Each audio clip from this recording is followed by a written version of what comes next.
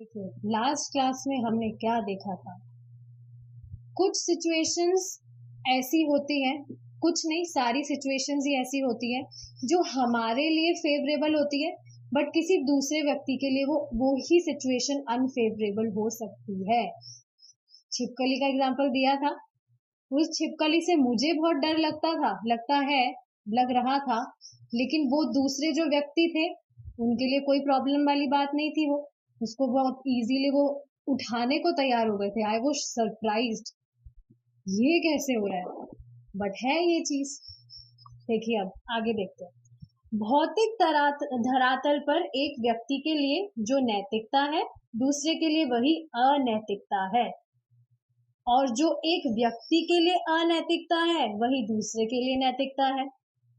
अब देखिए यहाँ पर एग्जाम्पल दिया जा रहा है। हिंदू विचारधारा के अनुसार मदिरा पान एक अनैतिक कर्म है। कंज्यूमिंग अल्कोहल, इंटॉक्सिकेशन, ये अनफेवरेबल है जो हिंदू मतलब इंडियंस की अगर बात करें, जबकि पाश्चात्य जगत जो वेस्टर्न कंट्रीज है में यह एक सामान्य बात है और वहां उसे अनैतिक नहीं माना जाता। इनफैक्ट आप देखेंगे फॉरेन कंट्रीज के जो प्रेसिडेंट्स हैं, प्राइम मिनिस्टर हैं, वो खुद इस चीज को बढ़ावा देते हैं कि हाँ ये चीज तो होनी चाहिए।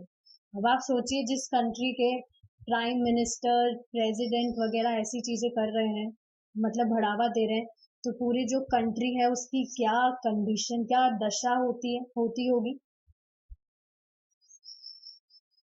अतः नैतिकता समय, स्थान, परिस्थिति, सामाजिक स्थिति आदि पर निर्भर करता है। ठीक है, पर्टिकुलर टाइम, प्लेस, सिचुएशन, इन सारी चीजों पर ये निर्भर करती है कि कौन सी चीज फेवरेबल है, कौन सी अनफेवरेबल है। किंतु प्रत्येक समाज में नैतिकता और अनैतिकता की कुछ ना कुछ धारणा अवश्य होती है। उपयुक्त श्लोक में श्री कृष्ण कहते हैं कि चाहे कोई व्यक्ति दुराचारी ही क्यों ना हो। देखिए बहुत ध्यान से सुनेंगे, क्योंकि काफी सारे डिवोटीज होते हैं जो निरुत्साहित हो जाते हैं अगर उनसे कुछ भी गलती हो जाती है तो बहुत इंपॉर्टेंट चीज बताई जा रही है यहाँ पे कि कोई भी व्यक्ति चाहे से कितना ही दुराचारी क्यों ना हो, कितने ही उसने गड़बड़ की क्यों ना हो, किंतु यदि वह कृष्ण भावना में स्थित है, if he is Krishna conscious, Krishna की भक्ति कर रहा है, तो उसे साधु ही मानना चाहिए। भगवान खुद ये गीता में कह रहे हैं ये बात। तो देखिए ये बात समझनी चाहिए, कोई भी व्यक्ति अगर भगवान श्री कृष्ण की उपासना कर रहा है तो वो बिल्कुल भी ऑर्डिनरी बात नहीं है। Krishna is not an ordinary man, but the person who is serving Krishna is also not an ordinary person. Krishna की इच्छा के बिना कुछ तो हो ही नहीं सकता है। Krishna is the ultimate controller. तो अगर वो कृष्णा को सर्व कर पा रहा है, उसमें भी कृष्णा की मर्जी है, तभी वो कर पा रहा है। नहीं तो आप देखिए ना, काफी सारे नॉन डिवोटीज को भी प्रीचिंग किया जाता है लेकिन वो स्वीकार ही नहीं कर पाते हैं इस बात को। लेकिन इससे ये नहीं सोचना चाहिए कि सामने वाला पता नहीं स्वीकार करेगा नहीं करेगा, तो हमें तो नहीं बताना चाहिए। अभी हम भक्ति कर पा रहे हैं तो हमें भी तो किसी ने प्रीच किया है, तभी तो हम हैं यहाँ। अगर वो भी ऐसे सोचता कि पता नहीं ये तो मानेगा या नहीं मानेगा, तो हम तो अभी पता नहीं क्या गड़बड़ कामों में ही लगे रहते। So never think like that. We have to do our karma, और हमारे जो रिजल्ट है वो कृष्णा पे छोड़ देना। सबसे अमेजिंग चीज क्या है, कुछ भी आप काम कर रहे हैं तो ये चीज मत देखिए कि दूसरे उससे प्रसन्न हो। Always see that anything that you are doing वो कृष्णा को प्लीज करे। That is very important. दूसरे शब्दों में, पूर्व संस्कार के कारण यदि किसी में कुछ अनैतिकता प्रवृत्तियां हो भी, पर यदि वह पूर्णतया कृष्णा भावनामृत में स्थित है। क्या कहा जा रहा है? अगर कुछ उसने पहले कुछ गड़बड़ की भी है, लेकिन अगर अब वो भगवान श्री कृष्ण की उपासना कर रहा है, तो इन दुष्प्रवृत्तियों को महत्व नहीं दिया जाना चाहिए। सबसे अमेजिंग चीज क्या है? अगर आप कृष्णा की भक्ति कर रहे हैं, तो इसका मतलब है कृष्णा ने आपने जो गड़बड़ काम किए थे, कृष्णा ने उसे पहले ही नेग्लेक्ट कर दिया है, तभी तो आप भक्ति कर पा रहे हैं, तभी तो कृष्णा ने आपको एक्सेप्ट किया है। इसका मतलब क्या है कि कृष्णा आपके जो गड़बड़ काम आपने किए हैं उस पर ध्यान नहीं दे रहे हैं, वो बस ये देख रहे हैं कि ये मेरे पास आया है। कितनी अमेजिंग चीज है ये। जो कुछ भी स्थिति हो, यदि कोई कृष्ण भावना भावित हो जाए तो वह धीरे धीरे शुद्ध हो जाएगा और साधु बन जाएगा। एक इंटरेस्टिंग चीज है, आज प्रभु जी बता रहे थे कि कृष्णा चोर है। चोर है, कृष्णा चोर है, ये क्या बोल रहे हैं आप? हमारी जो भी गलत हैबिट्स होती हैं, कृष्णा उसको चुरा लेते हैं। देखिए, कुछ भी अगर किया जाता है तो पता लगता है, लेकिन जब चोर चोरी करता है तो वो जब जेब काटता है तो पता भी नहीं लगने देता कि कब उसने जेब काट दी। तो कृष्णा ऐसे ही हमारे जो भी दुष्कर्म है, हमारी जो भी गलत चीजें हैं, उसको चुरा लेते हैं और हमें पता भी नहीं लगता ये सब हुआ क्या, कैसे। तो बस नियमित रूप से जो प्रोसेस आपको बताया है, फॉलो दैट। कुछ भी एक्स्ट्रा करने की जरूरत नहीं है, जो चीजें बताइए बस उसको डेली करते रहिए और आप देखेंगे कि ऑटोमेटिकली सारी चीजें, everything will take its place. बस करना क्या है? कंटिन्यू करना है, कॉन्स्टेंटली करना है। सच में मैं इस चीज को रिफ्लेक्ट कर पा रही थी जब आज प्रभु जी ये बात बता रहे थे कि कृष्णा सच में कैसे चोरी कर लेते हैं और हमें पता भी नहीं लगता कैसे हुआ, ये कहाँ चली गई सारी जो भी चीजें थी, खराब चीजें, खराब आदतें हमारी। जो ही कोई व्यक्ति कृष्ण भावनामृत की ओर अग्रसर होता है, उसकी दुष्प्रवृत्तियां कम होने लगती है और वह साधुता की पूर्णता को प्राप्त हो जाता है। शुरू में लग सकता है कि इतनी इजी चीज करने से इतना बेनिफिट हमें कैसे मिल सकता है, लेकिन देखिए जब आप करेंगे तभी आपको पता लगेगा। बाकी आप कुछ भी चीजें करिए, उसमें कितनी ज्यादा मेहनत का काम है। मतलब मैं बाकी जो भी लोग करते हैं बिना मतलब की तपस्या, ये करना वो करना, फिर भी आप देखेंगे जो ट्रांसफॉर्मेशन उनकी लाइफ में आना चाहिए वो बिल्कुल आता ही नहीं है। तो देखिए कितना पोटेंट है ये प्रोसेस, क्यों नहीं करेगा कोई व्यक्ति इसे। देखिए कोई भी काम हम करते हैं, क्यों करते हैं? ताकि हमें उसका बेनिफिट मिले। और कोई भी व्यक्ति वो काम क्यों नहीं करना चाहेगा कि थोड़ा सा वो कुछ काम करे और उसे रिजल्ट, उसका जो बेनिफिट है वो मैग्नीफाई होकर आए। तो ये वही चीज है, कुछ ज्यादा मेहनत करने की जरूरत नहीं है, बस थोड़ी सी चीजें करनी है और आप देखिए बेनिफिट कितना होता है। अब एक स्टोरी है, देखेंगे। इसके संबंध में एक चोर की कहानी आती है जो किसी पवित्र तीर्थ स्थान की यात्रा पर गया। तो ये स्टोरी किस पर बेस्ड है? हमारी जो गलत आदतें हैं वो कैसे संस्कार तो बन जाती है, पर जब हम भक्ति करते हैं तो कैसे वो अपने आप हटने लगती है, देखेंगे अब। तो एक चोर है, वो तीर्थ स्थान की यात्रा पर गया। मार्ग में वह अन्य तीर्थ यात्रियों के साथ रात्रि विश्राम के लिए एक धर्मशाला में ठहरा।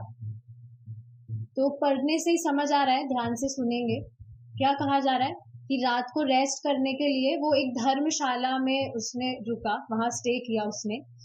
चोरी करने का अभ्यस्त होने के कारण वह अन्य यात्रियों के सामान की चोरी करने की योजना बनाने लगा। फिर से प्लानिंग करने लगा। ऐसा होता है ना, कहा जाता है आदत से मजबूर। जिसकी जो आदत होती है, अगर उसकी वो आदत होती है तो कुछ भी हो जाए वो चीज करेगा ही। तो वैसे ही इस चोर की आदत थी कि वो रात को चोरी करता था, तो फिर से वो प्लानिंग करने लगा, योजना बनाने लगा चोरी करने की।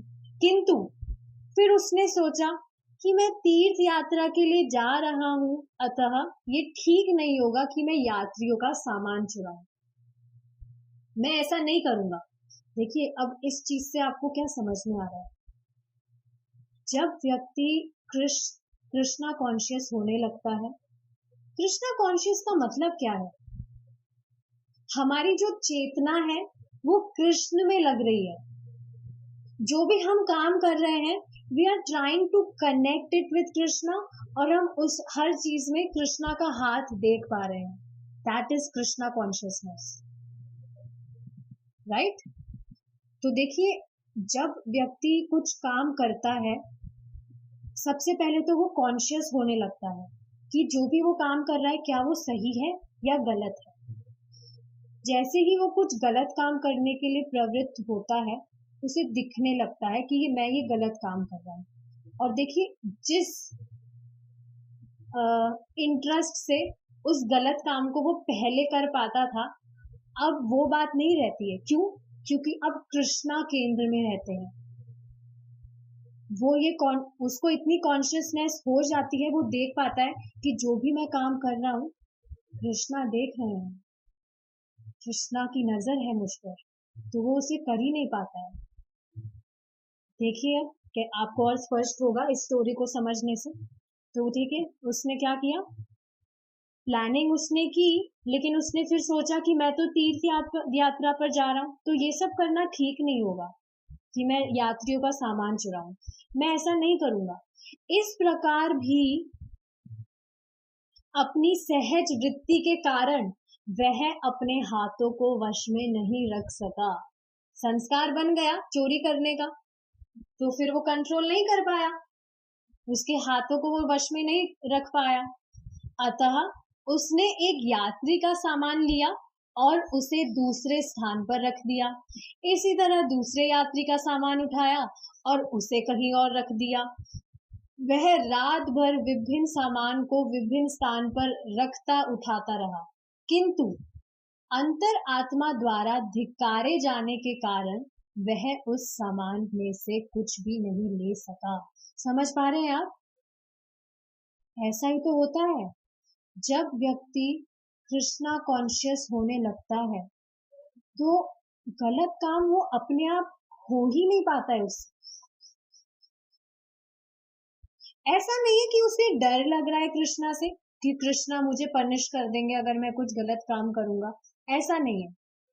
उसको समझ में आने लगता है कि जो भी मैं काम करूंगा वो कृष्णा को प्रसन्न करने के लिए करूंगा। तो अगर मैं ये गलत काम करूंगा, इससे कृष्णा तो खुश नहीं होंगे। बट फिर भी संस्कार के कारण कभी कभी गलती से हो जाता है काम। देखिए क्या कहा जा रहा है, आगे देखेंगे अब हम। प्रातः काल जब अन्य यात्री जागे, तो उन्होंने चारों ओर अपने अपने सामान को ढूंढना शुरू किया, किंतु उन्हें अपना सामान नहीं मिला। इसलिए वहां बड़ा कोलाहल मच गया और अंत में एक एक करके उन्हें विभिन्न स्थानों से अपना अपना सामान मिलने लगा। तो सामान देखिए गायब नहीं हुआ था, बस उसने इधर उधर रख दिया था, तो बाद में लोगों को उनका सामान मिलने लगा। जब सबको अपना अपना सामान मिल गया, तो चोर ने सही बात बताई। क्या सही बात बताई?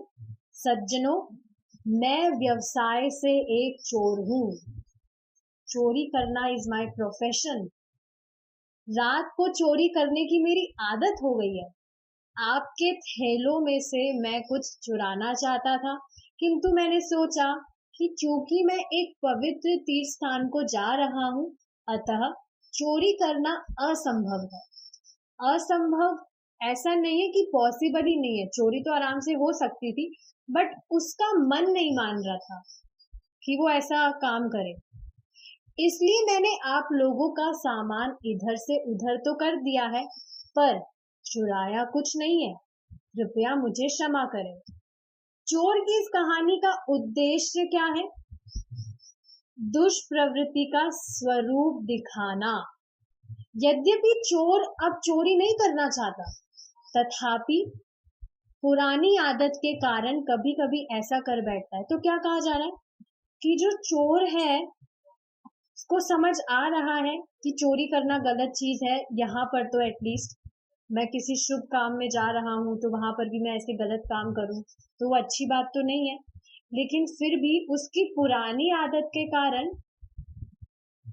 उसने, मतलब समझ क्या आ रहा है इस स्टोरी से कि व्यक्ति बहुत टाइम से कुछ गड़बड़ चीज करता आ रहा है, कुछ भी गलत चीज करता आ रहा है, लेकिन अब अब क्या होगा?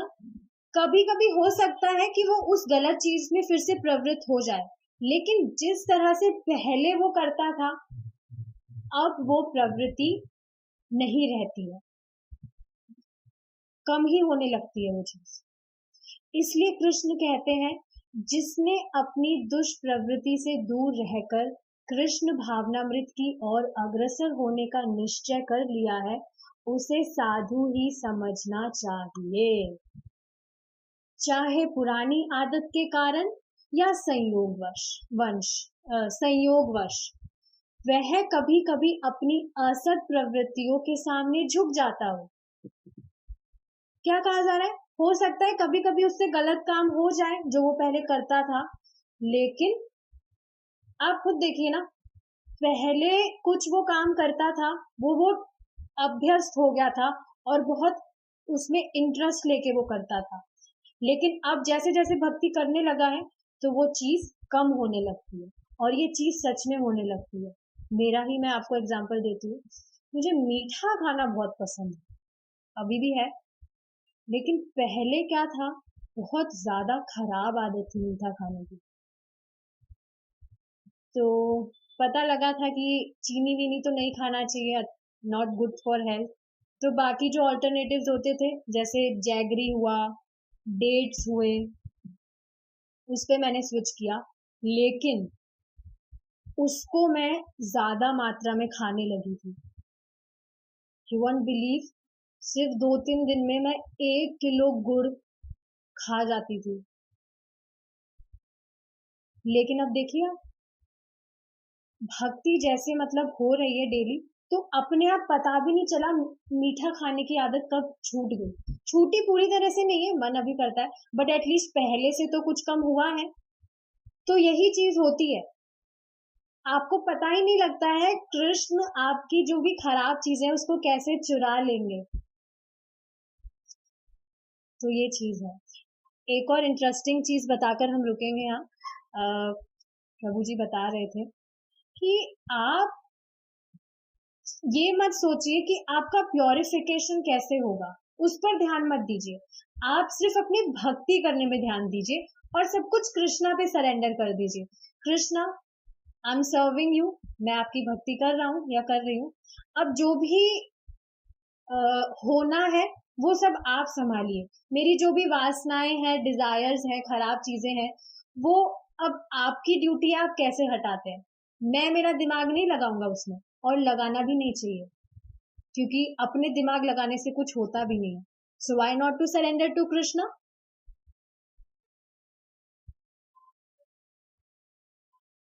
हमेशा देखिए, जो भी हम कर रहे हैं उस प्रोसेस में बहुत ज्यादा इजी चीज है, फिर भी बेनिफिट कितना ज्यादा मिल रहा है।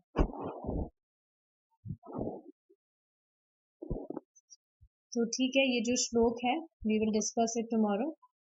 ओके, हमारा टाइम अप हो गया है। Thank you so much for joining, we will meet tomorrow if Krishna is willing. Hare Krishna.